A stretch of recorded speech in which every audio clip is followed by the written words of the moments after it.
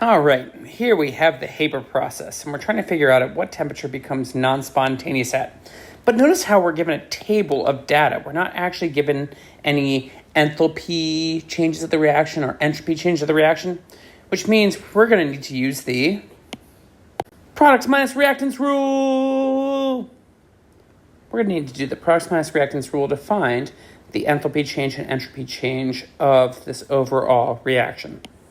So first, let's handle the enthalpy. So we have our enthalpy data here. So our delta H, standard of the reaction, is going to be equal to the enthalpy of the products times their coefficients. So I like to put them in brackets, just helps me offset things and organize. So here are our products, the NH3, which corresponds to negative 46.11 kilojoules per mole. So 2 moles times negative 46.11 kilojoules per mole minus reactants. And the reactants are, well, 0 plus 3 times 0. So that's going to give us an overall enthalpy change of negative 92.2 kilojoules. All right, now let's do the same thing for the entropy change. So the standard enthalpy change of this reaction is going to be equal to, actually we don't need a delta here. Well, whatever, we'll keep it. Going to be equal to 2 times the 192.34. And keep in mind, these units are joules per mole Kelvin. Minus, and we've got the 191.5 plus 3 times 130.59. And again, this is joules per mole Kelvin, which gives us a total entropy change of negative 198.59 joules per mole Kelvin. So now that we know the enthalpy change and the entropy change of this reaction, we can figure out what temperature this becomes non-spontaneous at. To do that, we'll need to invoke the equation delta G equals delta H standard minus T delta S standard. And we can use the standard values here because standard enthalpy change and entropy change don't change that appreciably with temperature. Free energy change, however, does change wildly. So this is a perfectly viable assumption. And if we're looking for the temperature where this goes from spontaneous to non-spontaneous or vice versa, at what value of delta G is the reaction at equilibrium? That's right, where delta G equals 0. So in order to solve a problem like this, we're going to set delta G equal to 0. Now we'll plug in our enthalpy, negative 92.22 kilojoules. And that's minus T, which is what we're solving for here, times delta S. And remember, we need these to be in agreement with our units. So this is joules. So I'm going to divide that by 1,000 to get kilojoules. So this is negative 0.19859 kilojoules per Kelvin. We're going to add T delta S to both sides, and then we'll divide both sides by our delta S, by our negative 0.19859 kilojoules per Kelvin, and we'll get the temperature is equal to 464 Kelvin. So all of our answers are in degrees Celsius, so we'll have to subtract 273 from this, and we'll get our answer of 191 degrees Celsius, or choice C. So anywhere below this temperature, it'll be spontaneous. Above this temperature, it'll be non-spontaneous. In this problem, we're asked to figure out what what the equilibrium pressure of our gas, nitrogen dioxide, will be after this reaction is allowed to go to equilibrium. So for any equilibrium reaction, when in doubt, ice it out. I'm doing an ICE table. So we're given a value here for Kp, which means we can plug in partial pressures. And we're told here that we're beginning with 4 atmospheres of this and 4 atmospheres of that. And we can assume, unless told otherwise, that we're starting with 0 of this. So our changes are going to be minus x, and plus 2x, because using our stoichiometric ratios, we can see here we have 2 of these for every one of these. So 4 minus x is 4 minus x, 4 minus x is 4 minus x, and 0 plus 2x is 2x. So, in the words of the great poet and philosopher John Bon Jovi, whoa, we're halfway there. Now we need to combine this with our equilibrium expression. Our Kp is equal to the partial pressure of the products, our NO2 squared, do this 2 here, over the reactants. So now let's plug in our values. Kp is equal to 64. And that's equal to 2x squared over 4 minus x times 4 minus x, which is going to be 4 minus x squared. And we can simplify this for ourselves. We can take the square root of both sides. Classic. We'll end up getting 8 is equal to 2x over 4 minus x.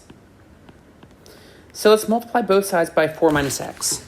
We'll get 8 times 4 minus x is equal to 2x. Then we can factor through the 8. We'll get 32 minus 8x is equal to 2x. We'll add 8x to both sides. We'll get 32 is equal to 10x. Divide both sides by 10, and we'll get that x is equal to 3.2. So finally, we just need to make sure that we're answering the question that's given. And it says, what is the pressure of NO2? So note that the pressure of NO2 is equal to 2x, which means that we have to take that value, the 3.2, and multiply it by 2, which is equal to 6.4 atmospheres. Okay, in this here problem, we're going to need to figure out how to balance this reaction in basic conditions. So first things first, let's separate these into their basic half reactions. Our chromium here, so there are 3 hydroxides. Each hydroxide is 1 minus, so our chromium is 3 plus. On our product side, so each oxygen is 2 minus, for a total of 8 minus, which means the chromium must be 6 plus here.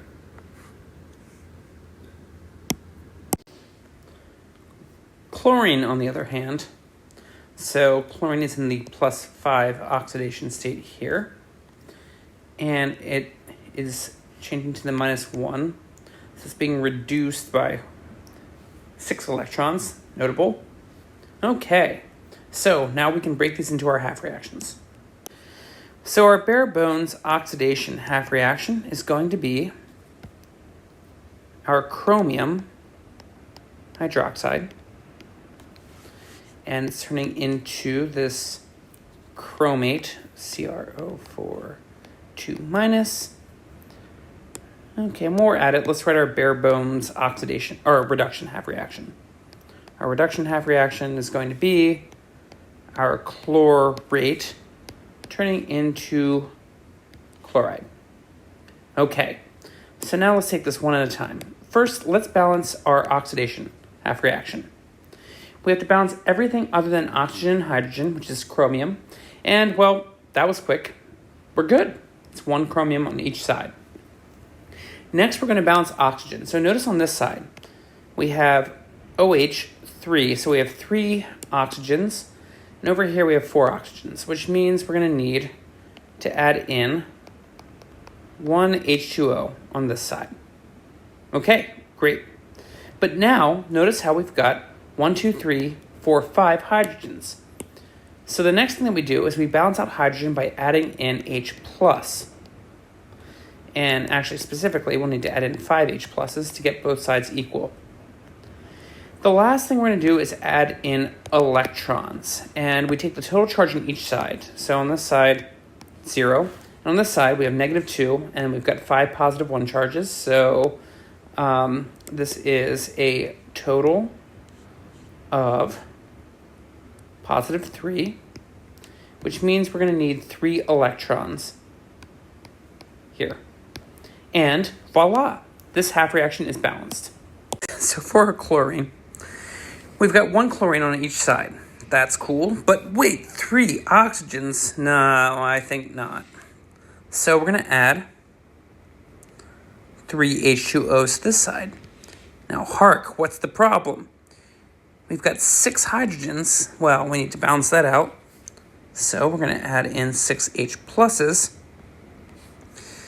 And then finally, if we look at the total charge on each side, we've got -1 plus 6 for a total of +5.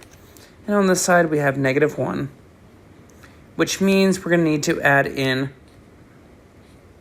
6 electrons. And we're good. Our next step is to make sure that both reactions are balanced in terms of their electrons. So we have 3 electrons in this oxidation and 6 in this reduction. So the least common multiple between the two is going to be 6. So we're going to have to take this reaction here and multiply everything by 2. It's going to become 2 chromium hydroxides, 2 waters, 2 these CrO4 2 minuses. This is going to become 10, and this is going to become 6. And now we can add these together. When we do, we can get our overall reaction. So let's do just that. Let's combine our reactions together. And when we do, let's see what cancels out. So our H pluses, we've got 6 H pluses here. They're going to cancel out. And we'll make this just 4.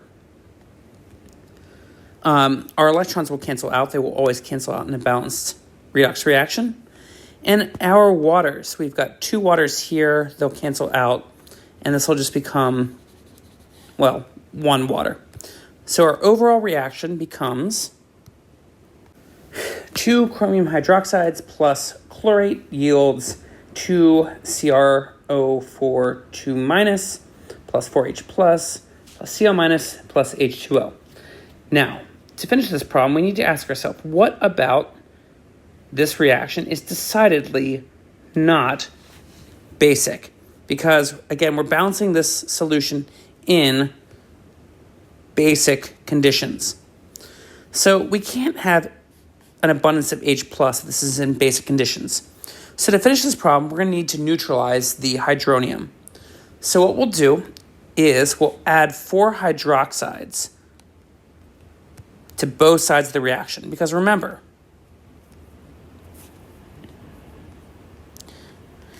at this point, our reaction is balanced in terms of atoms.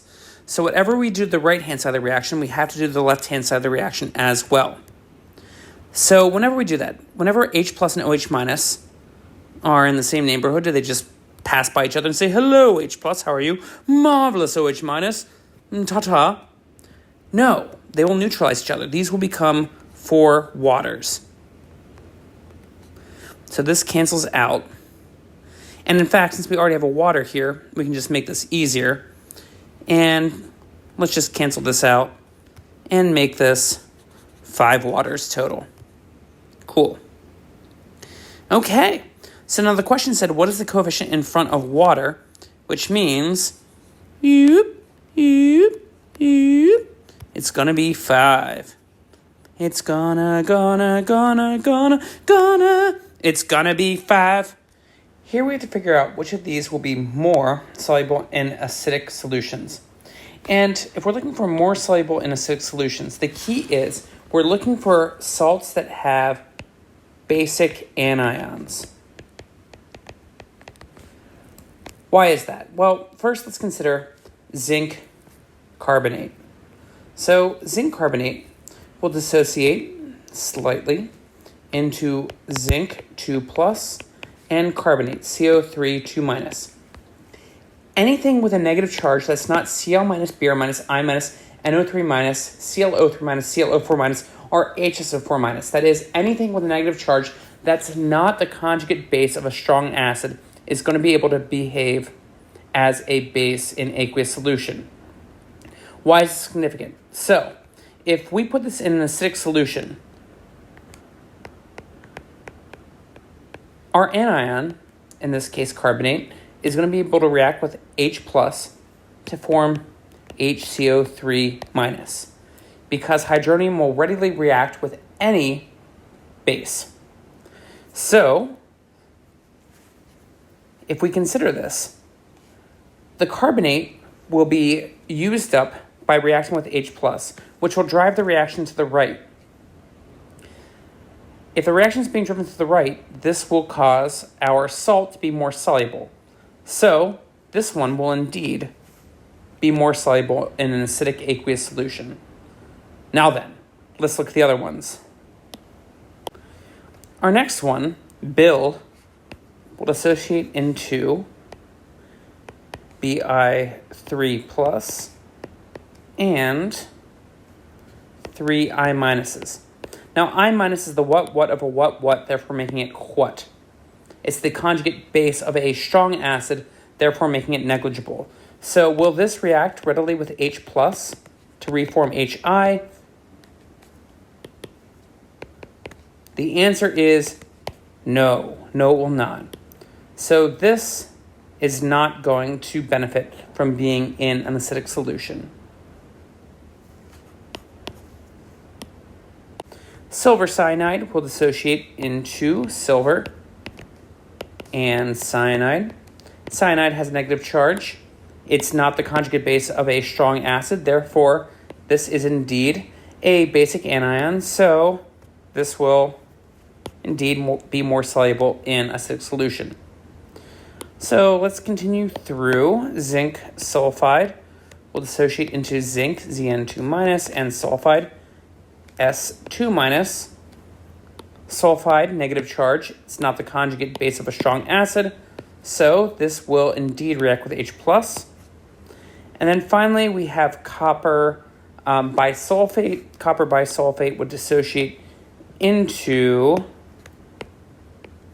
copper 2 plus and bisulfate, which is the conjugate base of sulfuric acid, which is negligible. So we'll put a big old X there. So 1, 3, and 4 for the win. Let's create a rate law based on a table of data. So the first thing I always do in a problem like this is write out a generic form of a rate law. Rate is equal to some rate constant K, classic. And we've got reactants A, B, and C, and they're all to some power. So we cannot just look at the overall reaction and figure out what order each of these reactants are. We have to consider the data that we're given. So, for example, if we compare experiments 1 and 2, notice how we're keeping B and C constant. The only thing we're doing here is tripling A. So, when we triple A, what happens to the rate? Well, the rate,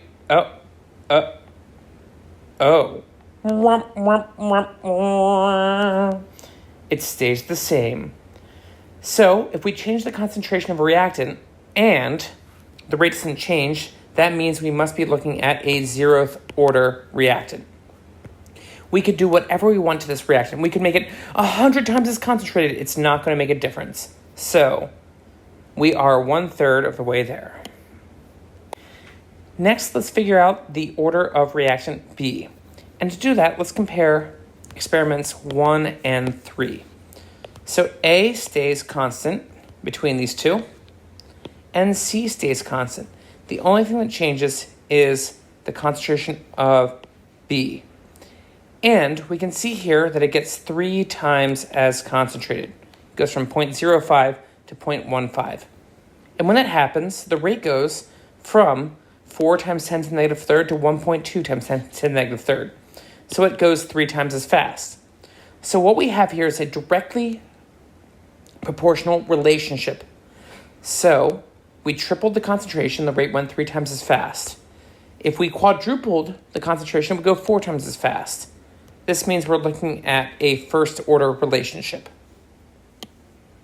Finally, to figure out what order the reaction is in terms of C, let's compare experiments 1 and 4. Because A stays constant, B stays constant, the only thing that changes is C gets doubled. And when C is doubled, notice that the rate goes, wow, 4 times as fast. So this is an exponential relationship. We doubled the concentration of C, and yet the rate went 4 times as fast. That means that this must be second order. So we have our answer. It is 0th order with A, first order with B, and second order with C, aka answer B. All right, here we're looking at a graph of free energy versus extent of reaction. Let's figure out which of these statements are true. Statement 1, the reaction favors reactants at equilibrium. Well, no, that's false, because if we consider equilibrium, so equilibrium is the lowest point. It is the free energy well here. Notice how it's more toward the products than the reactants. So this first statement is false. If it favored reactants, it would be a graph more like this. But it's not, so this is decidedly false. Point D represents equilibrium. No, point D here is just pure products. Again, equilibrium is the free energy minimum. It is point C in this case. So also not true. At point B, Q is greater than KEQ. Okay, so let's dissect this one. So this point represents KEQ right here. This is our free energy minimum. At point B, we're still more toward the reactants. So here, Q, the product-to-reactant ratio that we have, is less than KEQ, the product-to-reactant ratio that we want. Which means that, well, 3 is also false. So let's see about 4. From point A to point B, delta G is negative. All right, so if we consider point A to point B, we're going from a higher free energy to a lower free energy. That is indeed going to be negative. And this would also be spontaneous. Reaction will always proceed spontaneously toward equilibrium. So regardless of if we're going from A to B or B to C or D to C, reaction is always going to proceed until we get to that free energy minimum, that ideal energy state. So the only true statement here is choice 4. So answer C. Okay, so here we're manipulating a reaction and trying to find the new KEQ. So first thing I always look for is, are reactants and products on the correct side? So if we look here, we have X and Y reacting to form XY2. However, in the reaction that we're trying to get to, XY2 is the reactant and X and Y are the products. So the first thing that we should do is flip this reaction here. So if we flip the reaction, it becomes XY2 turns into X and 2Y. And what happens when we reverse a reaction? When we flip a reaction, our K becomes the inverse. So we're going to take this and we're going to invert it. It's going to be 1 divided by 0.1, which is equal to 10. Okay. Now, is this reaction exactly what we're looking for here? Well, no, because if we look here, this is 2xy, 2x, and 4y. All of those are twice the number of coefficients that we have in our reaction here. So to get our overall reaction, we need to multiply everything by 2. And when we do that, what do we have to do our KEQ that we have here? Well, we have to multiply, or we have to take it to the power of whatever we multiplied everything by. So we're going to take this and we're going to square it. So this is going to become KEQ equals 100.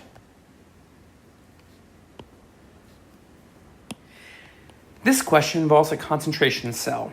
And so in the cell, we have a dilute solution on this side and a concentrated solution on this side. And we need to find the EMF, the voltage of the cell.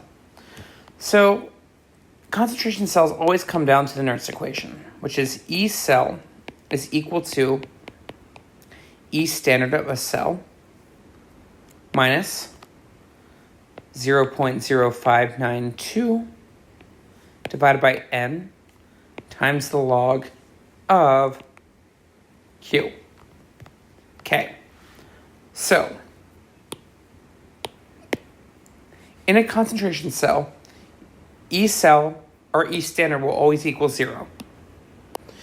So we have E cell is equal to 0 minus 0.0592, it's a constant, divided by, in this particular reaction, so if we're reducing nickel 2 plus, so our reduction is nickel 2 plus 2 electrons yields nickel solid. Our oxidation would be nickel solid, gets oxidized to form nickel 2 plus and 2 electrons. So our N is going to be 2 moles of electrons. And then what do we do for log of Q? So for a concentration cell, Q is always going to equal the concentration of the dilute, in this case, nickel, 2 plus, divided by the concentration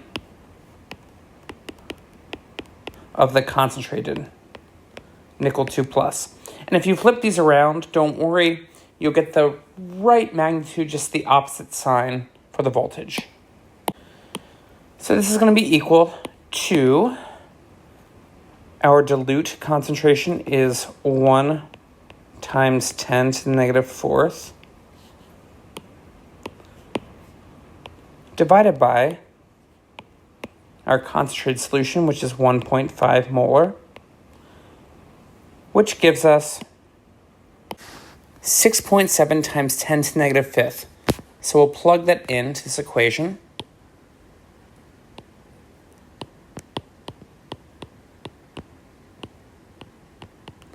And let's see what we get.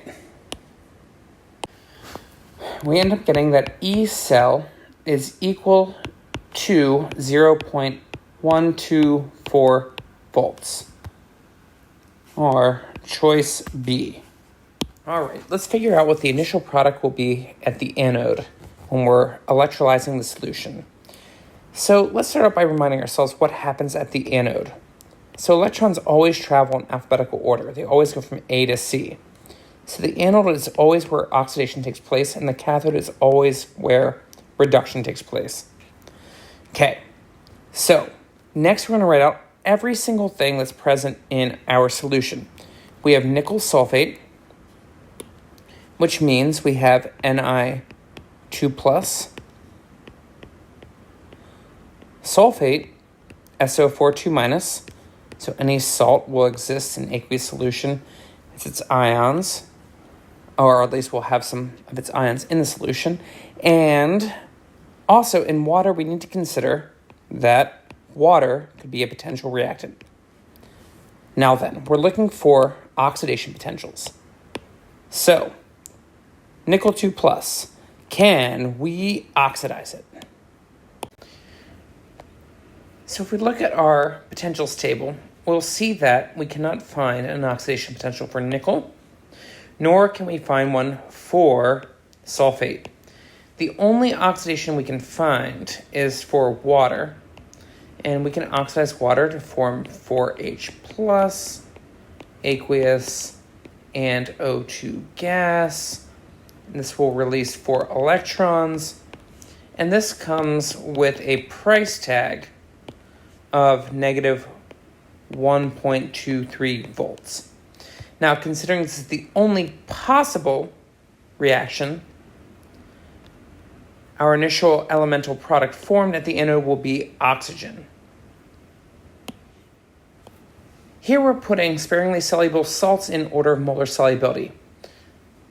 To find molar solubility, you can never go wrong with, when in doubt, ice it out.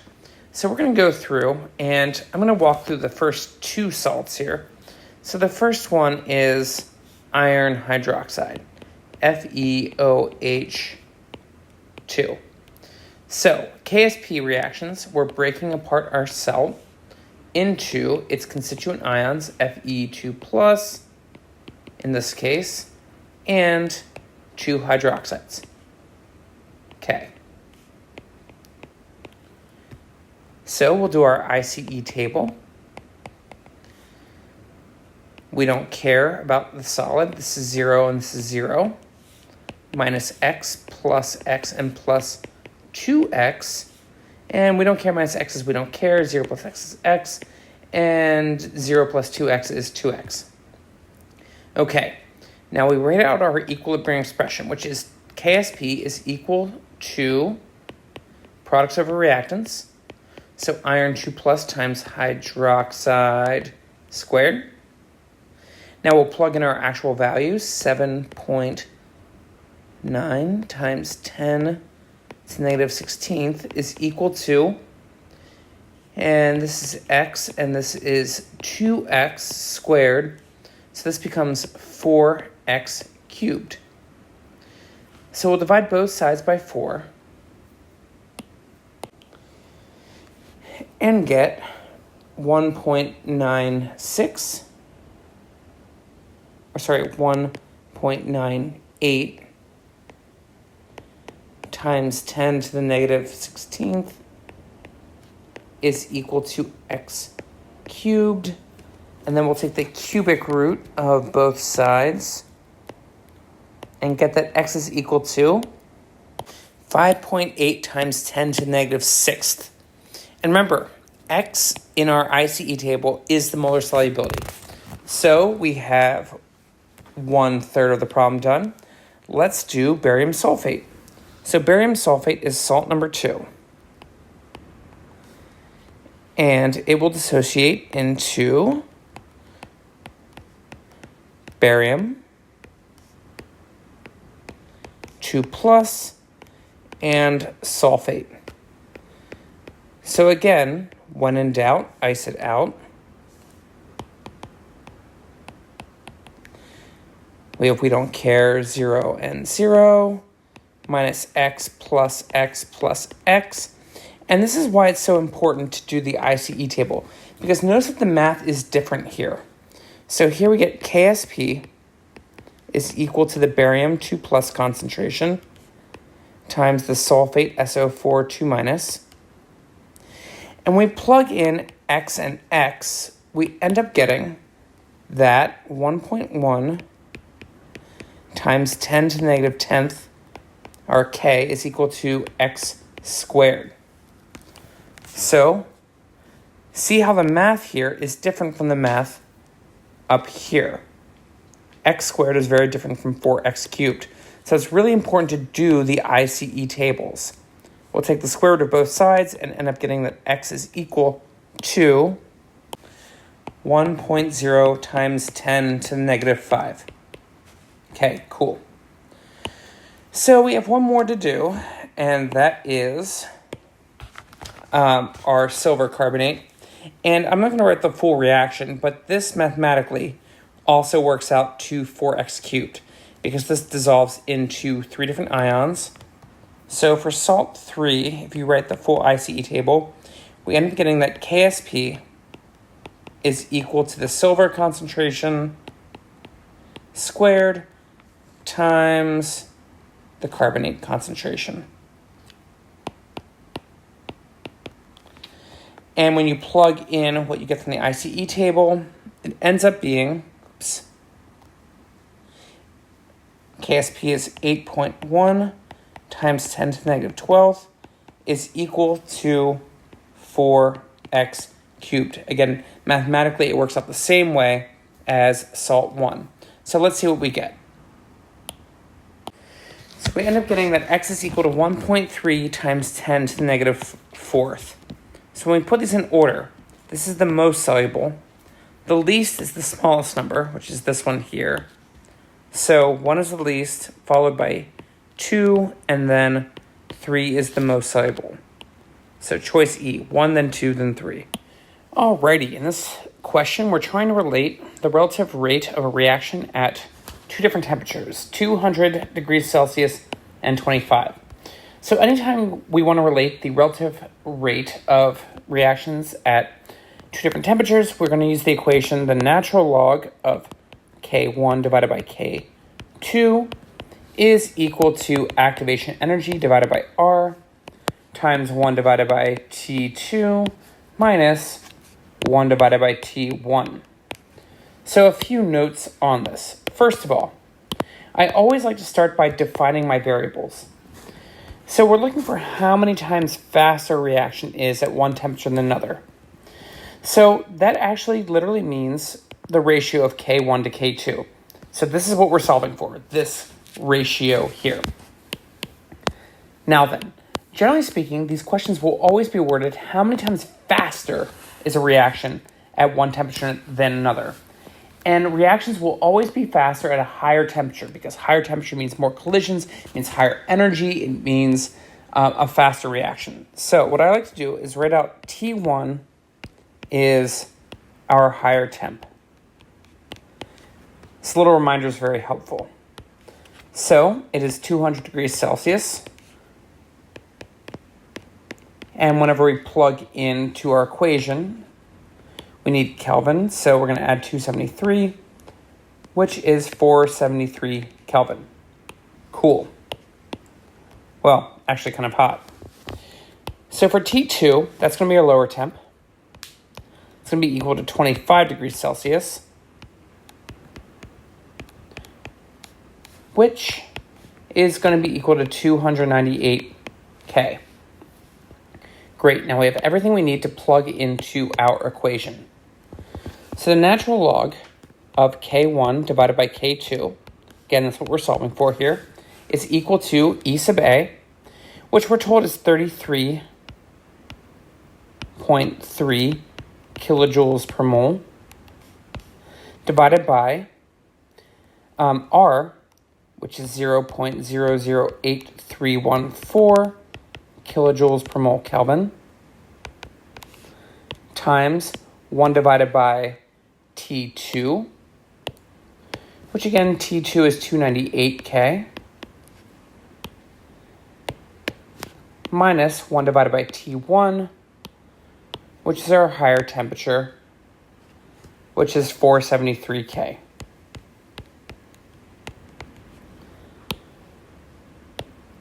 Okay, so let's do some solving here. The first thing I always like to do when we're given 2 temperatures is solve for this, get that out of the way. And so 1 divided by 298K minus 1 divided by 473K, that's actually equal to 0.00124 Kelvin to negative 1. Cool. So, and again, we're going to need to multiply that by 33.3 kilojoules per mole over 0.0081314 kilojoules per mole Kelvin, and that's equal to the natural log of K1 divided by K2. So now let's multiply all of this together and divide by R. So we'll get the natural log of K1 divided by K2 is equal to 4.97. And actually all of our units are canceled out. Kilojoules, moles, Kelvin. So we'll do E to both powers to get our answer. When we do, we'll end up getting that K1 divided by K2 is equal to none other than 144. So the reaction is 144 times faster at 200 degrees Celsius than it is at 25 degrees Celsius. Okay, so this question is a bit tricky for one notable reason, and that is, it says, what is the pH of sodium acetate? However, the molecule that we're given, CH3COOH, is actually acetic acid. Sodium acetate is the conjugate base of acetic acid. So I'm going to answer the question as if it's just asking about the pH of acetic acid, CH3COOH. If it was asking about the conjugate base, we would have to find the Kb and do the problem accordingly. However, I'm just going to assume, since it says CH3COOH, that we're going for that particular molecule. So this is a weak acid, and for any weak acid, when in doubt, ice it out. I'm going to write on the ICE table. It's going to associate into H plus and CH3COO minus. We'll do our ICE, and we're starting with 0.02 molar of that, 0 of this, and 0 of this, minus X plus X plus X, and this will be 0.2 plus X, X and X. Now then, we're going to write out our equilibrium expression, which is going to be Ka is equal to our product, CH3COO minus times H plus divided by CH3COOH. So plugging in everything, we get 1.8 times 10 to the negative fifth is equal to X times X, or X squared, over 0.02. Now remember, whenever we look at weak acids or weak bases, if our K is on order of 10 to the negative fifth or less, we can assume that this change is negligible compared to any starting amount other than 0. So it is significant compared to, well, 0 and 0. But compared to the 0.02, it's insignificant. So we can make our lives easier, avoid the quadratic by plugging that in. So we can solve for X, and we'll get X is equal to 0.0006. And then to find the pH of that, so the pH will be equal to the negative log of our H plus concentration. And again, X is equal to our H plus concentration. So negative log 0.0006, which will end up giving us that our pH is equal to 3.2. All right, here we have a boss fight problem. We have an equivalence point titration. So let's do this. We're titrating lactic acid. We've got the structure right here with sodium hydroxide, and we're trying to find the pH at the equivalence point. All right, so first things first, let's do the titration. We could find the formula of this. Seems to be 3 carbons, 3 oxygens, 1, 2, 3, 4, 5, 6 hydrogens. We can also just simplify this and just call it HA, a generic weak acid. Or if we wanted to, we could call it lac COOH. Whatever, it doesn't matter. So, we're titrating with sodium hydroxide, which is a source of hydroxide. Doesn't matter which strong base we use. It's a source of OH minus. Now, if you used like CaOH2 or SrOH2, we would need to take into account that there's twice as many moles of hydroxide as there are the base, but here we don't need to worry about that.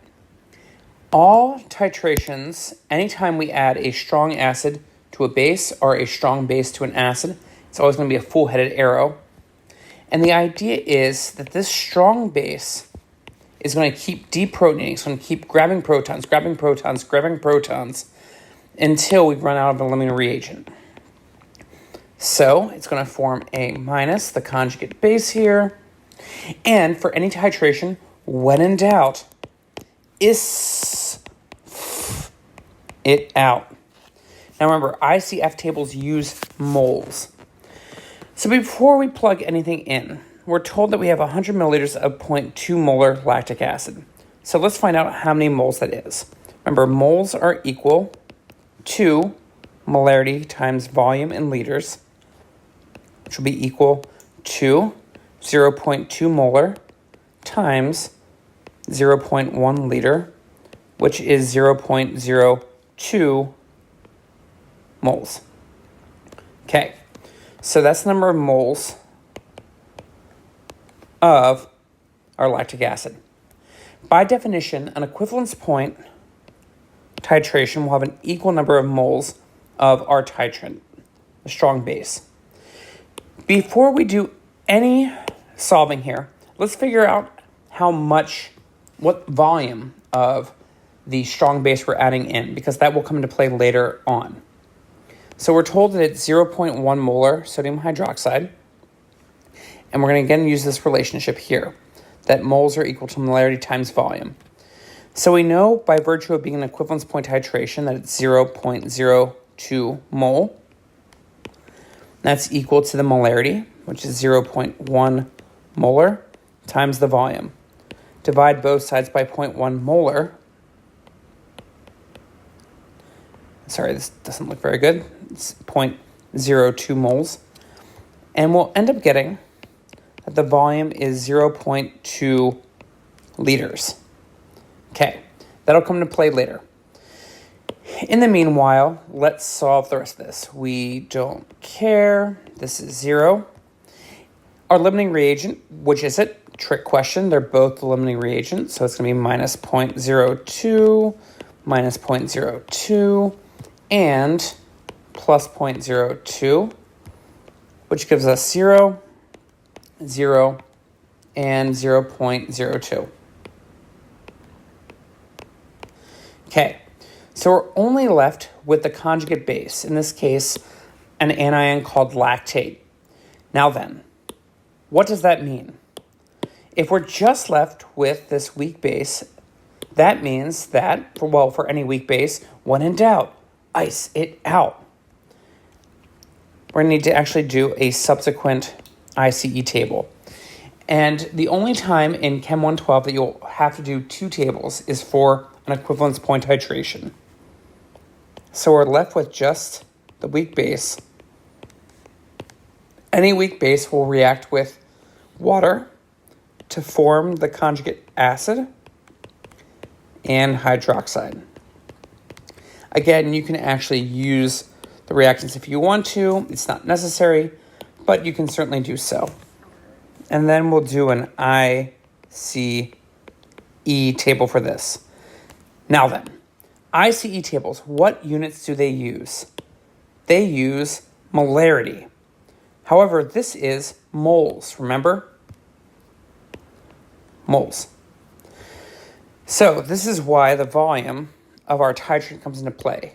Because to find the molarity, we need to take the moles, the 0.02 mole, and divide by the total volume, which is the 100 milliliters plus the 0.2 liters, the 200 milliliters.